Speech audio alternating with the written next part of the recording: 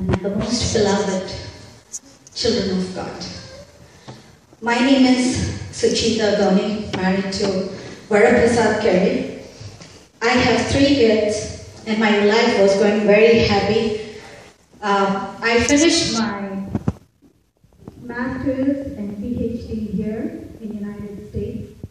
I am a legal scholar and I'm the first Indian who completed her research in health law. And I got the National Award, and I've been selected by the Global Research Association to be nominated for the gold medal. So this I have received, this is what my background is. In 2013, I graduated from my PhD with a great honor because I'm the only one and mostly represented by India.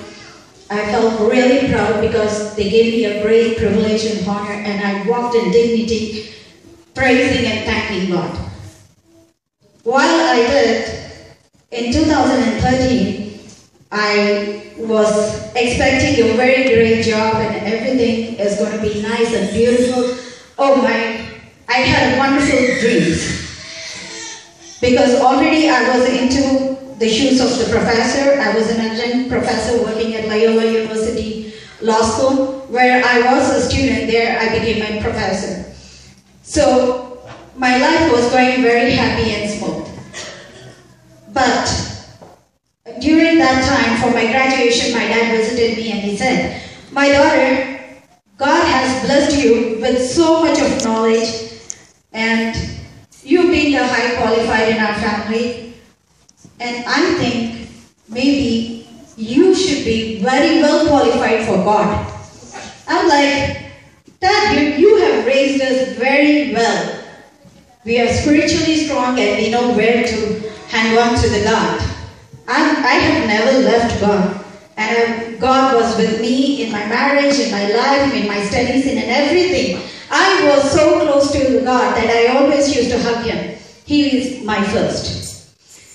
So in such a life, there came a very great disturbances of my health. My health, I had a very huge problem. That problem was not diagnosed, nor nobody could rectify what was going on in me. So in 2014, they said, "You have a problem in colon."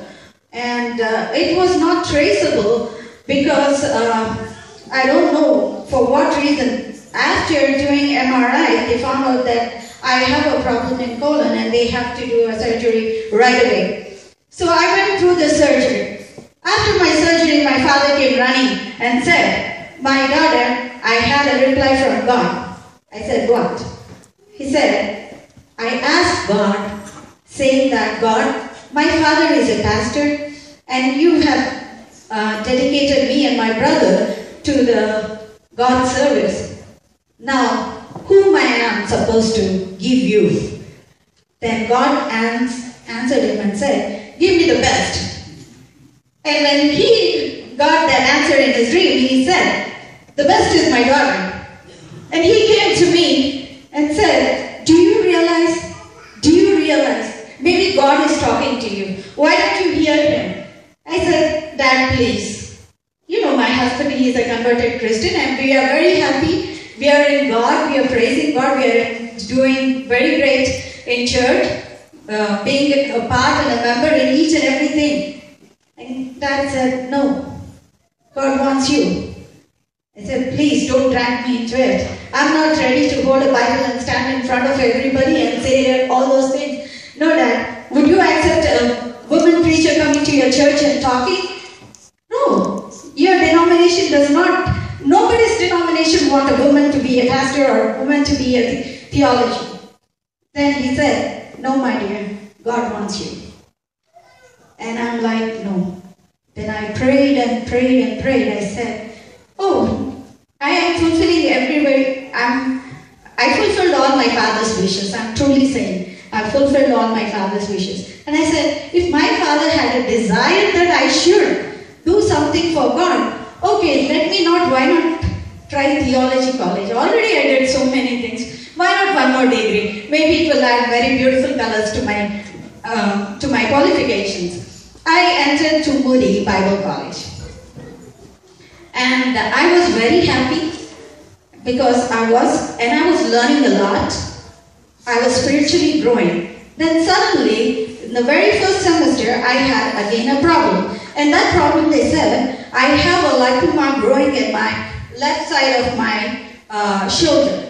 And that was growing very fast. It was within a 1 month or two, it grew as big as my palm size. And they said, you will need a surgery right away. Maybe it could be a cancer or could be anything. And I was like, no God, you can't do this to me. I already came, I stepped into your work. Then why are you doing this to me? Then I thought that God is sanctifying me. He is purifying me. And I was okay. I said, I took a great risk because that surgery was such a major surgery that all the parts of the brain that is coming to the heart would go onto the left side of the shoulder, and that could, if any one of it is touched, my whole body would get paralyzed. And I'm like, I know the risk, but the pain was so much, I couldn't bear it. Then my family also said, why not we go for surgery? I had 3 C-sections, one already I had a colon surgery, and right after, not even 6 months, 5 months gap, I had this. I don't know why these things were happening. I'm a very healthy child right from the beginning. I'm very healthy, very active, very energetic. Then all of a sudden what happened is, I started thinking, why after stepping into the theology, I am getting all this? My father said, he told me that I have to go to the Lord.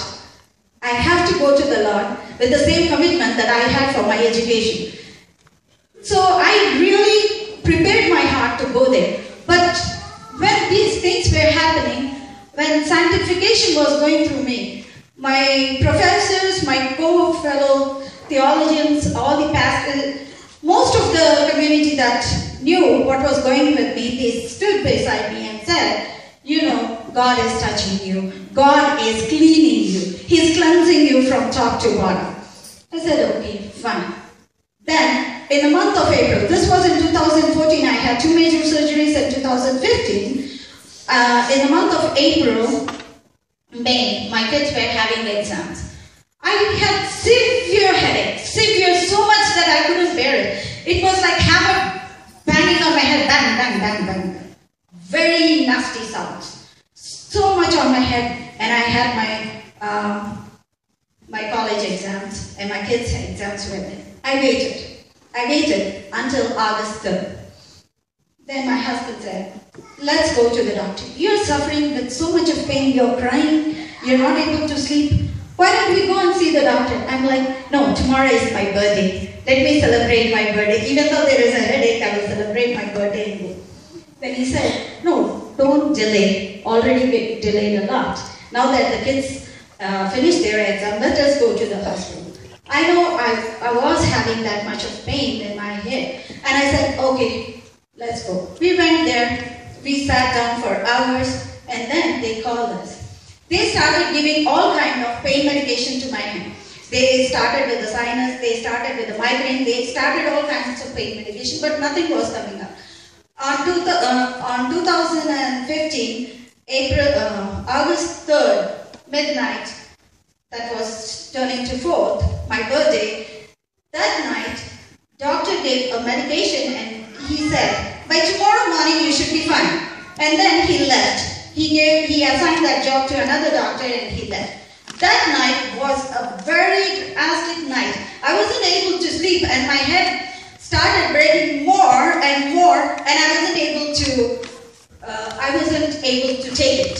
I was crying with pain, and at 12 o'clock in the midnight, my husband wished me happy birthday, honey. And then I'm like, maybe I would be the first person who would die on her birthday so happily with her husband beside. And he was like, please don't say that. That night, my breath, I was gasping for the breath. I was literally jumping on the bed. Immediately, call the nurse, and nurse went to call the doctor, and doctor came and he checked everything, and he said, maybe the wrong medication is given to her. The medication that is given is not getting into her, and it is giving a reaction on. So they said, we have to stop it right away. But I couldn't take oxygen, and they put oxygen and everything, and things were going out of our hand. And he was standing and praying, and that night passed. And early in the morning at 5:30, my main doctors came running into the hospital and said, I think you need to go for an MRI right now. And he sent me to MRI. I was thinking maybe he will check the MRI and then he will give me some medication and he will send me home because I have to go home and do my birthday. But that morning, after I came back from MRI, he saw the report and 4 or 5 doctors came to me and said, we are so sorry to inform you that you have an ischemic stroke, the brain stroke, and it is massive. And it is already existing in your brain, and we wonder how you are surviving. I'm like, it was such a great shock for us. Me and my husband, like, we were looking at each other and saying, what are we hearing? Are they reading my reports? Or no? I know that I'm having a headache. I know that it is unbearable. I know that my legs are not working properly. I'm losing my strength. So what? Why do they have to say that? And they started running here and there, checking all my blood tests and everything again and again. They sent me to MRI 2 or 3 times the same time. And then they declared that it is an ischemic stroke and they need to do a surgery right away. And 9 doctors came to me and said, that time my husband went to bring his lunch and we were both together in the hospital. We don't know what to do. We're just praying. We were getting calls from India saying happy birthday and all. We couldn't even receive that. Our happiness was gone.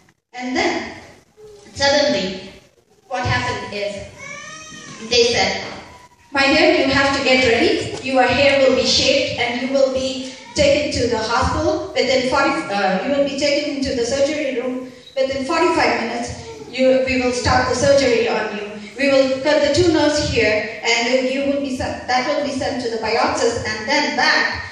We will do the surgery. It's on the left side of your thalamus, which is mainly on the brain, where on the memory, where the gateway of the memory is. That's where the stroke was. And they said that is the only way we can do the surgery and take away your pain. And I started weeping, crying, being loud. I didn't care even if there were 9 doctors there. I was crying and I was calling him, can you come back? Can you come back? All the doctors are here. They're saying something. Can you please come back? And he came running in. And then the doctor said, she needs a surgery. She needs to get prepared for the surgery right now. Within 35 minutes, she will be going to the surgery room. And we were crying. And the way I cried made it look like as if an uneducated person is crying. That's why one of the doctors asked me, are you educated? Are you a housewife? I said, sir, I have 2 masters and I'm a PhD doctorate student. I'm a legal scholar and I'm doing my Masters of Theology from Moody. And he said, really? You did so much for your age? And then he said, come on, I think we need to stop the surgery right now. And I was like, why do we have to? And I was like, I don't know what to say. What to say, I don't know. And immediately what happened is that doctor said, maybe we should stop that surgery right now. Because even if we do the surgery and give her a life, the main risk of the surgery will be her whole memory will be wiped out. Once the memory is wiped out, she will not be able to recognize anything. Maybe if she was a housewife, her husband or somebody would help her, showing her the album and saying, hey, these are your kids, this is your mom, this is your dad. But for me, who has spent all of my life in my education, and I've been exceedingly getting higher in all my academics, and this was such a great bad news for me. And he said, that doctor, I don't know why he spoke, he said, let us stop this. Because it was already existing in her, I think maybe we can reduce the pain. She will be able to bear it, and we'll see how much she can tolerate that pain. And they started giving me steroids. That was the highest steroids they started giving me. And I realized that my right side of the body was getting paralyzed. I wasn't able to move my leg. I wasn't able to move my hand. And very, very less strength was inside me. And immediately, they gave me that medication and saw me for a week, and they sent me home and said, we will call you. We are running through some of the tests, and we will call you right back. And they didn't call us, but I was taking all the steroids and eating and sleeping. My daughter would come to me and say, Mommy, can you tie my hair? And I was like, I'm hopeless, I'm helpless. I cannot even do anything. And literally I would cry day and night. If I wake up from my steroids, I would cry. The only thing is I would cry. The whole of the community sitting here, many of them have come to console me. My mind, my body and soul were all, they lost their alignment. And I was crying. And doctor sent me to therapy. He said, you need to start the therapy right now. And I was taken to the therapy. In September 1st, again, there was a second symptom of the stroke. Second symptom of stroke within the 30 days period. I got a numbness on my face. It was running down and down. And I was telling my son, I was telling my Prince, you need to take care of every bills. Your dad does not have time. So, Beta, you have to take care of all those things. If Mommy is not there, you have to take care of your younger brother and younger sister. He was like, Mom, why are you telling me this? I said, I don't know. My health condition is going bad. And then I went to the doctor. That day was my husband's birthday. And I didn't want him to go to the hospital at all because they will put me there, they will give me so many injections, they will talk so many things, I don't want to see them. But doctors were calling saying, Suchita, we need to see you right now in the hospital. Do you know that you have a greater risk of dying? You need to come to the hospital right away.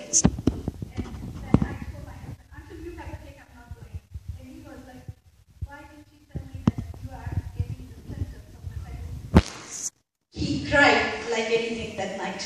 Everybody in the house were crying. My parents came from India. They were also crying. I said, why are you crying? If I go from this house, I will enter into the house of Lord. Now I know that my soul is saved. And then I went to the hospital again. And that night was a terrible, terrible, terrible night. I wish not even my enemies would get that night. I was poked 17 shots at the same time. Within 3 minutes, they poked me 17 shots. They were putting me oxygen. They were doing all kinds of things. They were literally beating my heart. They were waking me up, saying, Suchita, come on, get up, talk. And I was like, no, I was losing my hope. And my husband was standing in front of me, crying. And I held my friend's hand, Priya and Charles. They were with us that night. And I held her hand. I said, Priya, whatever may happen, don't leave my hand. I cannot see Prasad's face like that. I cannot see my husband crying because he is my strength and I'm losing my strength. I don't want my dad to cry because if he cries, I will be broken down. Please, you be beside me. And they were beside me. And you know what? That night, it was such a terrible night. And the doctor said, at morning at 5 o'clock, they said, you are out of danger. We could save you because you came on the right time. Then my left side got paralyzed. Both right and left got paralyzed. I was declared disabled. And I said, God, you are my God. You made me perfect. You didn't make me disabled. I was not born disabled. And I'm working for you. And I started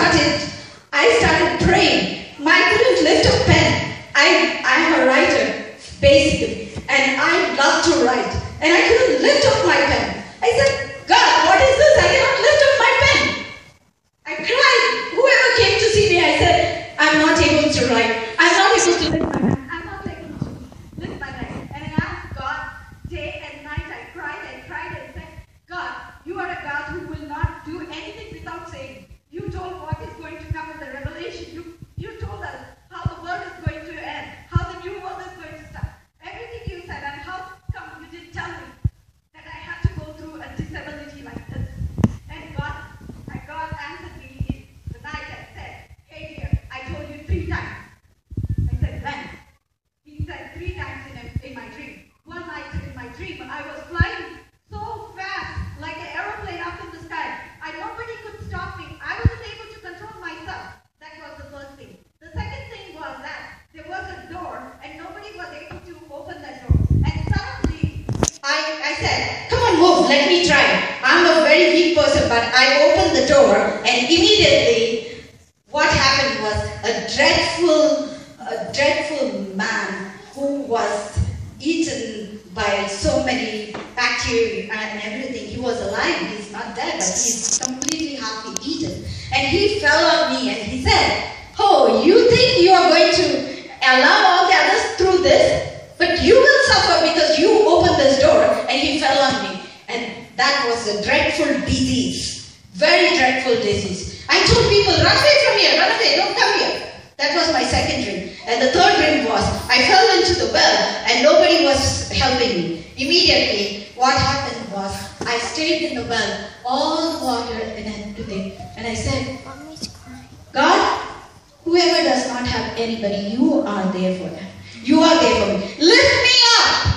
And immediately, without no rope, without no help, I shooted up like this and fell on the ground. And I was telling everybody, do you see how I got out of the well? Nobody helped me to come out of that deep water. Then God said, I already prepared you. And this year, promise also I gave you, Revelation 2:10, it says, the sufferings will come and the sufferings will not be from me, will be from the Satan. And you will wait, you wait patiently until the end and you will receive the crown of glory. Crown of it. Amen. And I said, oh God, thank you very much. And the second time when I went in there, doctors examined and they were hesitating to tell me, you know, what was my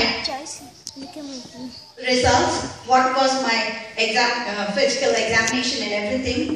The results were, they said that I have a mind of a 2-year brain, which 2-year-old has an immunization. And as the child grows big, the immunization will go. And for me, God kept that immunization in my brain. My brain is all new. It's not, this is a medical miracle. They are doing research on me. This is from Swedish Covenant Hospital. Anybody has doubt, you can come and check my medical reports. They declare that I'm a medical miracle and I survived with the 2 strokes just because my brain, God has put an immunization in my brain that helped me to recover from it. And today you see, I was declared disabled. I was declared I couldn't walk, I couldn't do it. And praise God, I can do everything. Thank you very much. Praise God.